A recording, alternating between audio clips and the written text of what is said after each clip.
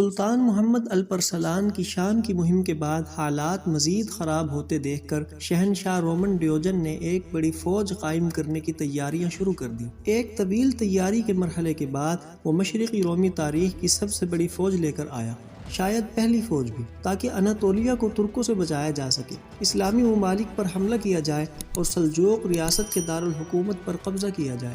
یہ فوج سلاوی، بلغاریائی، German, Frank, جارجیائی، کسپین اور پیچنیک اور کیومن کے کرائے کے فوجیوں پر مشتمل تھی، جو بلقان کے صوبوں بتھینیا، کیپاڈوشیا، سلیشیا اور طرابزون کے علاقوں اور آرمینیائی باشندوں پر مشتمل تھی۔ مشرق کے مسلم اور عیسائی ذرائع کے مطابق فوج میں کیپلیٹس، انجینئر، سیور، کمانے والے، کوچمین اور اسی طرح کے ٹیکنیشنز کی تعداد 30,000 کے لگ بھگ تھی۔ رومی سرکاری ملازم اور مورخ میہل اٹالیٹس کی تحریروں کے مطابق جو فوج میں تھے، 800 بھینسوں کے ذریعے کھینچی گئی 400 گاڑیوں میں گھوڑوں کی نالیں اور کیلیں شامل تھیں، جبکہ 1000 گاڑیوں کا انتظام کیا گیا تھا کہ وہ ہتھیار اور سامان لے جائیں۔ اس کے علاوہ 10 وزنی پتھر پھینکنے کی صلاحیت رکھنے والی ایک بڑی منجنیق کو 1200 لوگ کھینچ سکتے تھے، جبکہ فوج میں بڑے اور چھوٹے درجے کے 30,000 کمانڈر تھے، جن میں 15,000 افراد ہلکے گھڑ سوار کے طور پر شامل تھے۔ فوج کی تعداد 2 لاکھ تک پہنچ گئی، جن میں ٹیکنیشنز اور غلام شامل تھے۔ شہنشاہ کا خیال تھا کہ وہ اس فوج پر بھروسہ کر کے اناطولیہ کو ترکوں سے بچا لے گا، جو کہ تعداد اور ساز و سامان کے لحاظ سے بہت بڑی سمجھی جا سکتی ہے، اور امید ظاہر کی کہ وہ تمام اسلامی ممالک پر قبضہ کر لے گا۔ یہاں تک کہ اس نے کمانڈروں کا تعین کرنا شروع کر دیا، جن کو وہ اسلامی شہروں کے گورنر کے طور پر پیش کرنا چاہتا تھا۔ اپنے کمانڈروں کے ساتھ ایک میٹنگ میں انہوں نے کہا کہ وہ مشرق کی تمام مساجد کو گرجا گھروں میں تبدیل کر دیں گے۔ اس دوران سلطان الپرسلان نے آخر کار اپنی تیاری مکمل کی اور دیماش پر قبضہ کرنے کے لیے کارروائی کی اور وہاں سے مصر پر چڑھائی کی اور شیعہ فاطمی ریاست کا خاتمہ کر دیا۔ لیکن یہ صرف اس وقت تھا جب شہنشاہ رومن ڈیوجن نے ایک ایلچی کے ساتھ سلطان الپرسلان کو ایک خط بھیجا تھا۔ اپنے خط میں اس نے الپرسلان سے کہا کہ وہ ملازگریت، ایرس اور منبج کے شہر مشرقی روم کو واپس کر دے، ورنہ اس نے کہا کہ وہ ایک بڑی فوج کے ساتھ سلجوق کے خلاف پیش قدمی کرے گا۔ الپرسلان جو اس خط پر مشتعل ہو گیا، اس نے سفیر کو سخت جواب دے کر واپس بھیج دیا، کیونکہ سلطان الپرسلان کے لیے سفیر کی آمد سے یہ رائے پیدا ہوئی کہ رومی حملہ کرنے کے قابل نہیں ہوں گے۔ لیکن پھر سلجوق کمانڈروں کی طرف سے سلطان الپرسلان کو خطوط آنے لگے۔ ان خطوط میں یہ بتایا گیا تھا کہ شہنشاہ ڈیوجن نے سلجوقیوں کے خلاف ایک بڑی فوج جمع کی ہے۔ اس کے بعد سلطان الپرسلان کو تقریباً 15,000 افراد کی فوج کے ساتھ شام اور مصر سے واپس آنا پڑا۔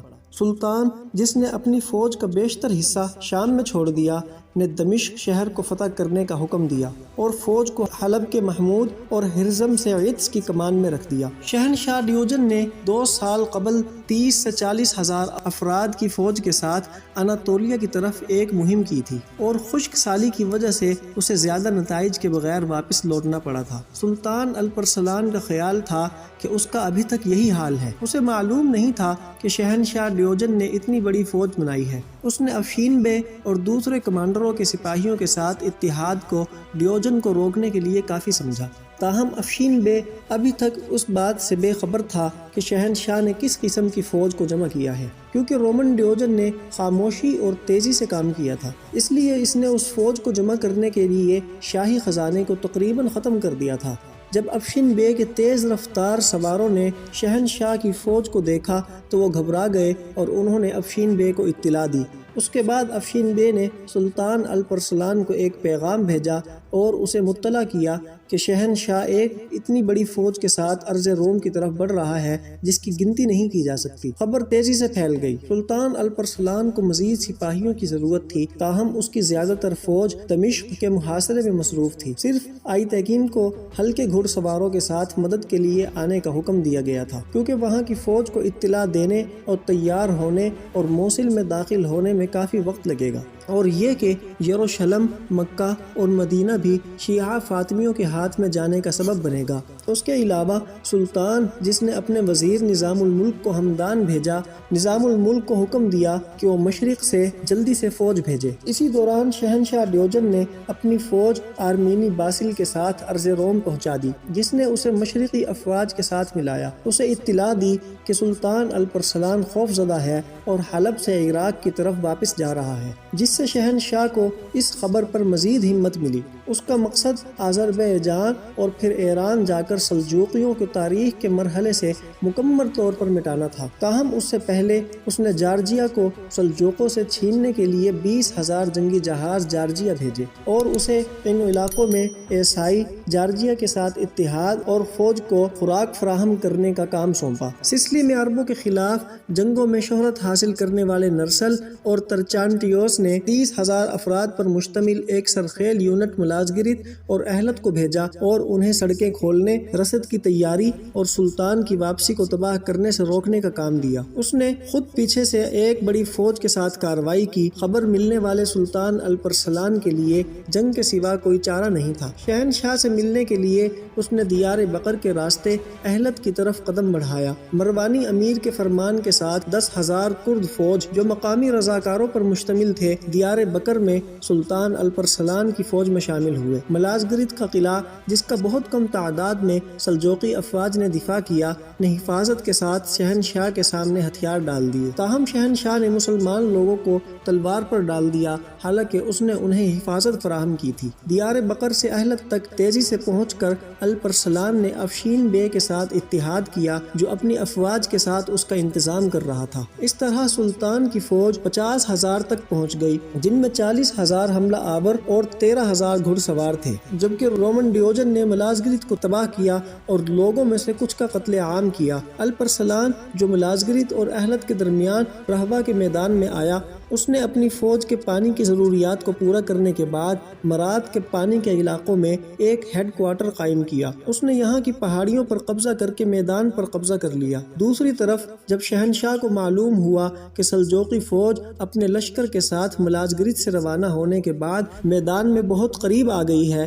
اور اس پر غلبہ حاصل کر لیا ہے، تو اس نے حکم دیا کہ جنگ کے حکم میں داخل ہونے کے لیے فوراً تیاری کی جائے۔ اندازہ لگایا گیا کہ سلجوق فوج مشرقی رومی فوج کے حجم کا صرف 1/4 تھی۔ اس نے ابھی تک فیصلہ کن جنگ میں حصہ لینے کا فیصلہ نہیں کیا تھا۔ مشرقی رومی فوج کی تعداد کا تعین کرنے اور گفت و شنید کے لیے اس نے اپنے کمانڈروں سیف تیگین اور خلیفہ قائم بامر اللہ کے سفیر کو شہنشاہ کے پاس بھیجا۔ الپرسلان نے اپنے خط میں کہا، اگر آپ اپنے ملک میں واپس جانا چاہتے ہیں اور صلح کرنا چاہتے ہیں تو ہم بغداد کے خلیفہ کے ذریعہ کریں گے۔ بصورت دیگر ہم اپنا فیصلہ اللہ تعالیٰ پر چھوڑ دیتے ہیں، جس کے ساتھ ہم مخلصانہ عقیدت رکھتے ہیں۔ تاہم شہنشاہ نے سوچا کہ الپرسلان نے اس ایلچی کو امن کے لیے بھیجا ہے، کیونکہ وہ خوف زدہ تھا۔ اس کے علاوہ شہنشاہ، جسے اپنی فوج کی طاقت پر بھروسہ تھا، نے کہا، میں نے بہت پیسہ اور محنت خرچ کر کے یہ اعلیٰ اور طاقتور ریاست حاصل کی ہے۔ امن صرف سلجوق کے دارالحکومت میں قائم کیا جائے گا۔ میں اس وقت تک واپس نہیں آؤں گا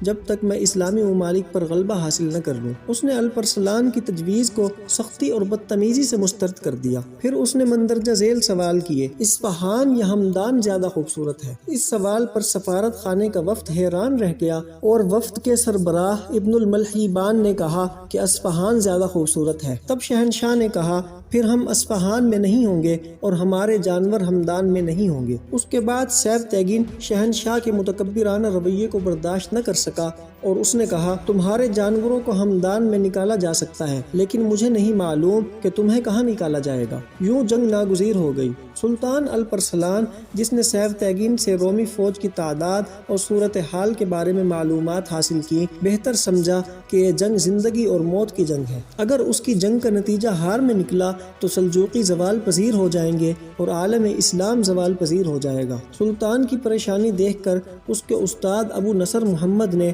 اسے ان الفاظ میں تسلی دی، اے سلطان، تم اسلام کی خاطر جہاد کر رہے ہو جس کی فتح کا اللہ تعالیٰ نے دوسرے مذاہب سے وعدہ کیا تھا، اس لیے نماز کے بعد دشمن پر حملہ کرو۔ جب اسلامی ممالک کی مساجد میں تمام خطیب مسلمان عوام کے ساتھ مل کر آپ کے لیے دعا کریں گے، مجھے یقین ہے کہ اللہ تعالیٰ نے فتح آپ کے نام لکھ دی ہے۔ اسلامی خلیفہ قائم بامر اللہ نے سلطان الپرسلان کے لیے خطبہ لکھا اور فرمایا کہ یہ خطبہ تمام اسلامی ممالک کے لیے ہے جو آج تک زندہ ہے۔ اس دن 26 اگست کو نماز جمعہ سے پہلے تمام مساجد میں پڑھا گیا۔ مدینہ، مکہ، یروشلم، حلب، تمام اسلامی ممالک میں ایک ہی خطبہ اور دعا پڑھی گئی، اور غزنی کے سلطان الپرسلان اور اس کی فوج کے لیے یہ پڑھا گیا: میرے خدا، اسلام کے جھنڈے اٹھائے ہوئے ان مجاہدوں کو تنہا نہ چھوڑے جو آپ کی خدمت کے لیے اپنی جانیں نہیں چھوڑتے۔ الپرسلان کو فتح نصیب فرما، اس کے دشمنوں پر قابو پا اور اپنے فرشتوں کے ساتھ اس کے سپاہیوں کی تصدیق کریں، کیونکہ وہ آپ کی رضامندی حاصل کرنے کے لیے اپنی جان اور سب کچھ قربان کرنے سے دریغ نہیں کرتا۔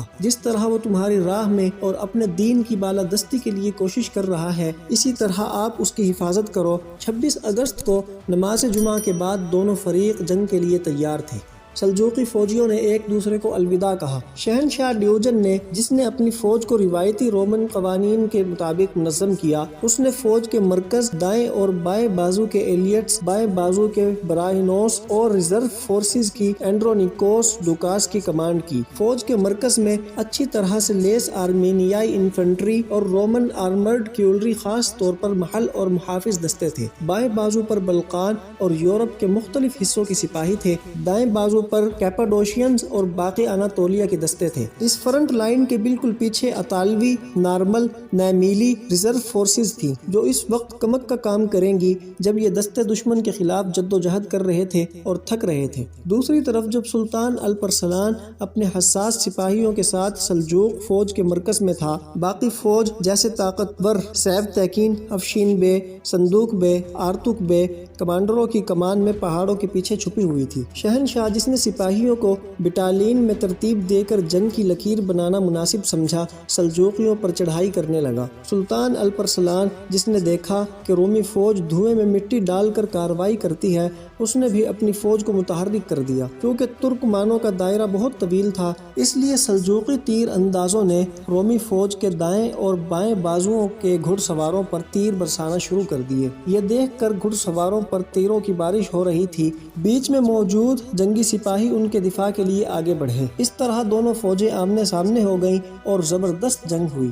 سلجوق مرکز، جو کچھ عرصہ سے رومی فوج سے لڑ رہا تھا، سلطان کے حکم سے ان کے حکم میں خلل ڈالے بغیر تیزی سے پیچھے ہٹنے لگا۔ شہنشاہ ڈیوجن نے اس پسپائی کو حقیقی پسپائی سمجھا اور اپنی پوری فوج کو حملہ کرنے کا حکم دے دیا۔ در حقیقت سب کچھ بہت آسان لگ رہا تھا۔ جب رومی فوج، جو یہ سمجھتی تھی کہ جنگ ختم ہو چکی ہے، مال غنیمت اور قیدی لینے کی اپنی طاقت کے ساتھ پیش قدمی کر رہی ہے، حتیٰ کہ ریزرو افواج کا نظم و ضبط بھی ٹوٹ گیا، تاہم یہ ایک حقیقی پسپائی نہیں تھی۔ اس کے برعکس سلطان چاہتا تھا کہ رومی فوج اس کا پیچھا کرے اور پہاڑیوں میں چھپے سلجوقی سپاہیوں کی طرف سے گھات لگائے جائیں۔ بھاری بختر بند رومی فوج ہلکے سلجوق گھڑ سواروں کو پکڑنے کی بہت زیادہ کوشش کر کے تھک رہی تھی۔ شہنشاہ نظم و ضبط میں خلل نہ ڈالنے کا حکم دے رہا تھا اور وہ اپنی فوج کو منظم کرنے کی کوشش کر رہا تھا، تاہم ایسی فوج کو روکنا ممکن نہیں تھا جو 300 سے 400 میٹر کے فاصلے پر دشمن کو بھاگتے ہوئے دیکھے۔ یہ فرضی اعتکاف آپریشن، جو خود سلطان الپرسلان نے بڑی مہارت کے ساتھ کیا تھا، مکمل کامیابی سے ہمکنار ہوا۔ شہنشاہ،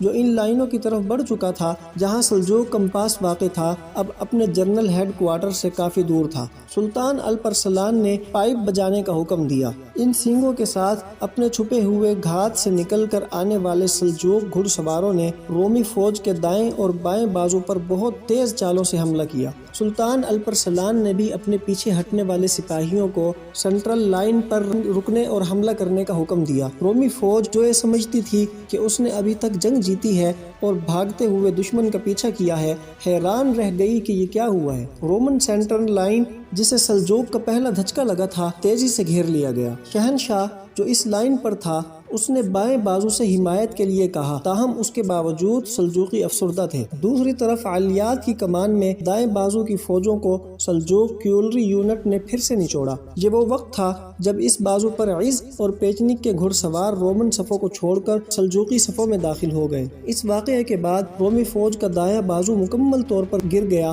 اور منتشر ہو گیا۔ اسی دوران ملازگرت میں موجود آرمینیائی پیادہ منتشر ہو کر بھاگنے لگے۔ ریزرو فورسز کے کمانڈر اینڈرونیکوس ٹوکاس نے، جسے آرمینیائی باشندوں کے فرار کو دیکھا، اس نے اعلان کیا کہ شہنشاہ اس وقت مر چکا ہے جب اس نے دیکھا کہ رومی فوج بہت ہی کم وقت میں مکمل طور پر گھیر لیا گیا ہے اور لڑائی میں حصہ لیے بغیر میدان جنگ سے نکل گیا۔ اس طرح رومی فوج جو بھیڑیوں کے جال میں پھنس گئی تھی، سلجوق فوج نے گھیر لیا۔ محصور فوج کے ایک بڑے حصے کو تلوار کا نشانہ بنا دیا گیا، بہت سے جرنیلوں کو قید کر لیا گیا، صرف سپاہیوں کا ایک حصہ بچ نکلا اور اپنی جان بچائی۔ رومی مورخ اٹالیڈس، جو اس وقت رومی فوج میں تھا، اپنے کام میں لکھتا ہے، آخر کار ترکوں نے ہمیں ہر جگہ سے گھیر لیا، پھر ہم میں سے ہر ایک نے اپنی پوری طاقت سے اپنے آپ کو بچانے کی کوشش کی اور جتنی جلدی ہو سکے بھاگنے لگے۔ دشمنوں نے ہماری ایڑیوں کے نیچے تک ہمارا پیچھا کیا، ہم میں سے کچھ کو مار ڈالا، دوسروں کو پکڑ لیا اور کچھ کو اپنے گھوڑوں پر رون ڈالا۔